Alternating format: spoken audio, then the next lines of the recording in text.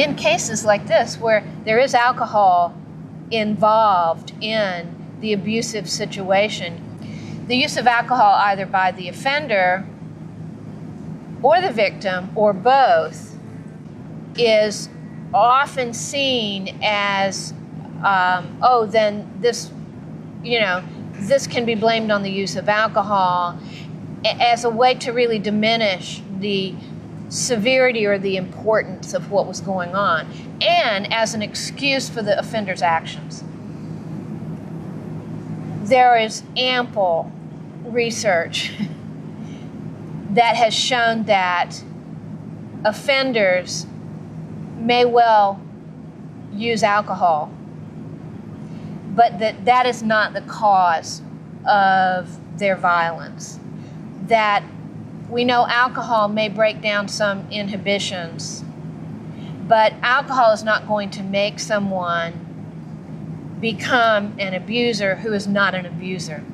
And what we've seen is abusers can go and go through alcohol rehabilitation and stop their use of drugs or alcohol. And now they're just sober and clean abusers.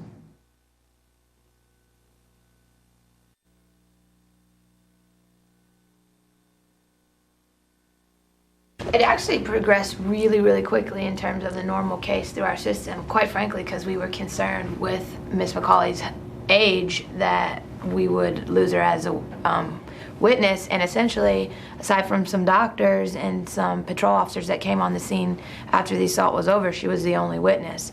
And we wanted to make sure and hold Lloyd accountable for what had happened. So we really, really rushed it through. And in fact, I did a couple motions to put it up on the court docket to kind of skip everything else that was ahead of it.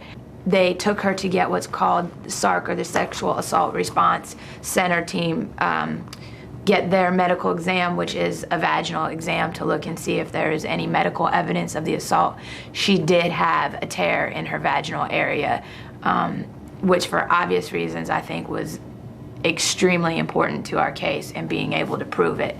And it was in such a place that even if a person was using some kind of loofah sponge or something that was abrasive, they could not even cleaning themselves really give themselves that, which that was the defense, is that she had somehow done this to herself, giving herself a bath or a shower.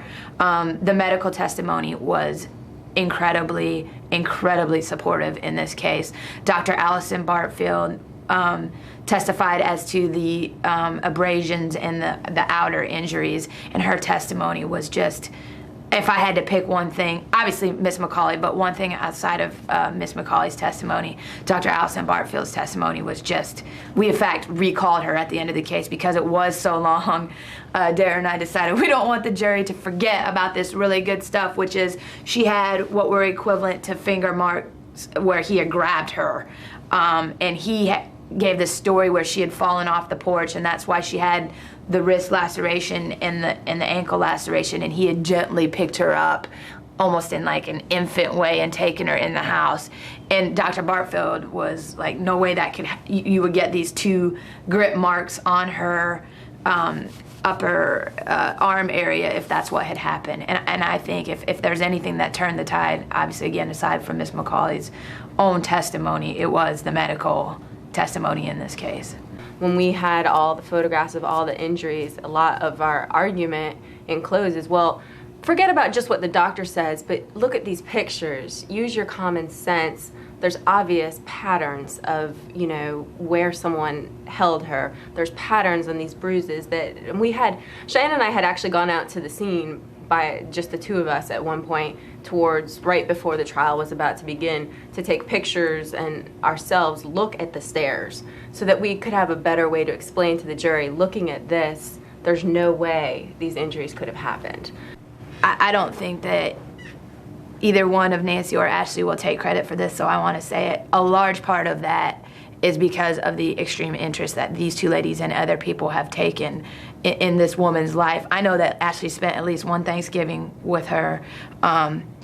I know that she doesn't like chocolate with nuts because Ashley comes and says, we need to take chocolate, but we can't have any nuts. What she can and can't eat, clothing. I think Ashley went and dressed her and did her hair for the actual trial. And as attorneys, that is not something, I can be quite honest, that I would have the time or the ability to do. But again, it made all the difference in the world, because when Miss McCauley came to me, she was comfortable and she trusted me because Ashley said I was okay. And you can't put a price on that.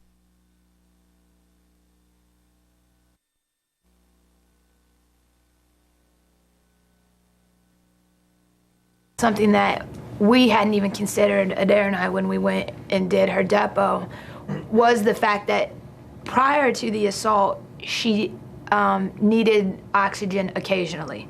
It was there. She would go kind of take a couple puffs on the oxygen tank and then go about her daily routine of cleaning, cooking, that sort of thing. After the assault, she became dependent on the oxygen full time, really as a direct result of the assault. And when we were in depositions, the particular defense counsel was excruciatingly detailed, and we had to break the depo up into two different sessions because I was frankly concerned about that she was going to run out of oxygen. I mean, she was literally in physical danger. You know, there's a needle you can watch, and it was going down, and so we had to break it up and do it in two separate sessions. And that actually happened when she was testifying in the actual trial as well. It started to get low, and we had to, I think John made an emergency run to the nursing home to get a couple more tanks.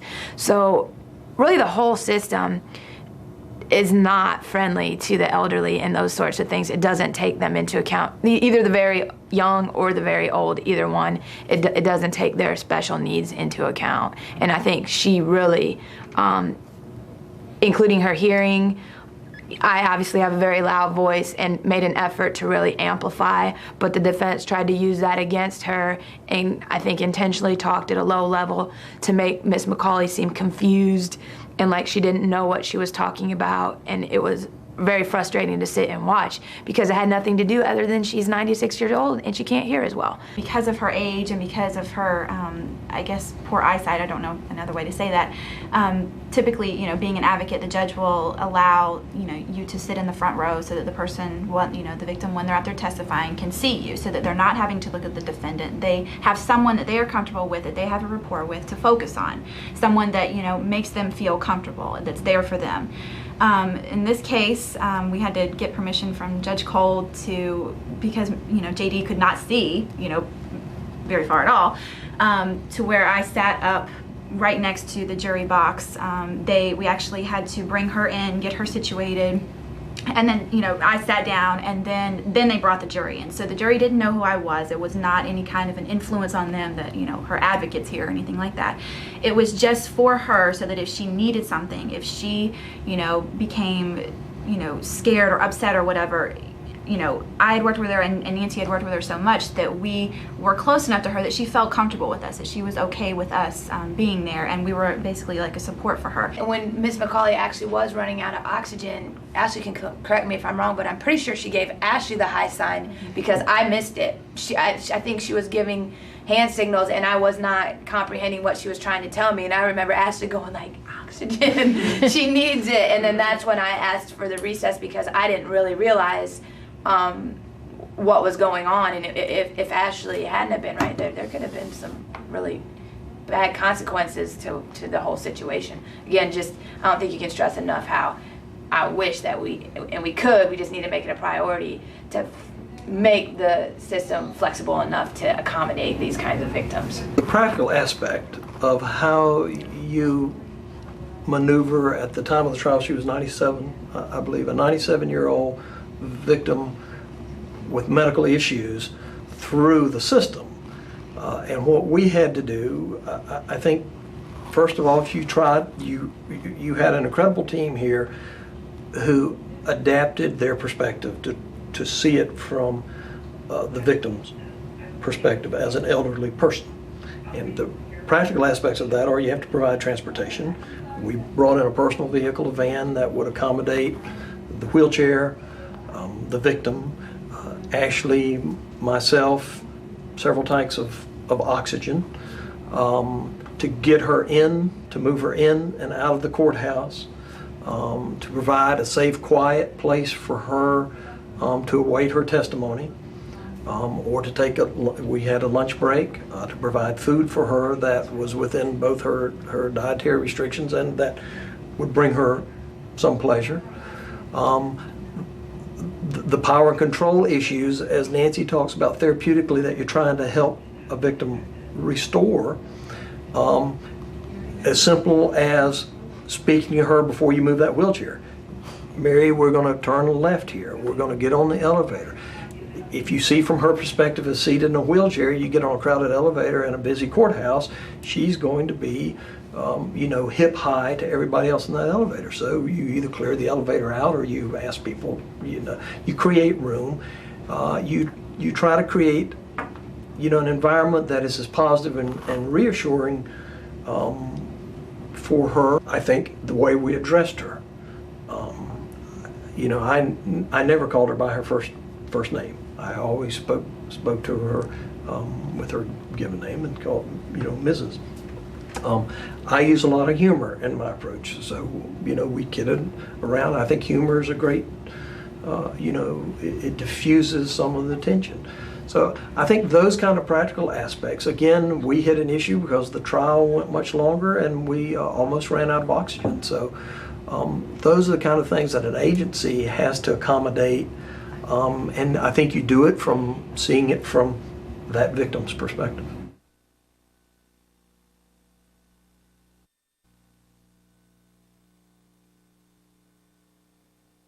What Cheyenne did and what the attorneys who prosecute these cases often do for children and aged victims is they move closer with consent of the court and move closer to them, providing just a little bit more maybe physical support by being closer. Well, the tactic of the defense attorney was just the opposite and moved farther away, and it was excruciating to watch, and was probably 15 or 20 feet away from her, as Cheyenne said, with the apparent purpose of making her look incompetent, and to demonstrate to the jury that she was not a good witness. They brought in family members to basically say that, well, she's hallucinated in the past, she's a liar. The defendant's wife came in and gave this nonsense story that it was all about some money in a wallet, that she had caught Mary trying to steal money out of a wallet. Also, there was a friend of the family that came in and testified to some sort of conversation between the defendant and Miss Mary where the defendant had supposedly threatened to put Miss Mary in a nursing home because, as John has pointed out, that was a great fear of Mary's and an unfortunate consequence of this case, that she ended up in a nursing home. And Mary had supposedly made some statement like, I will do anything to stay out of the nursing home, and the theory of the defense was that's what this was a giant concoction of Mary's mind to stay out of a nursing home, which was absolutely ridiculous because that's how she ended up in the nursing home. But that was one aspect to it.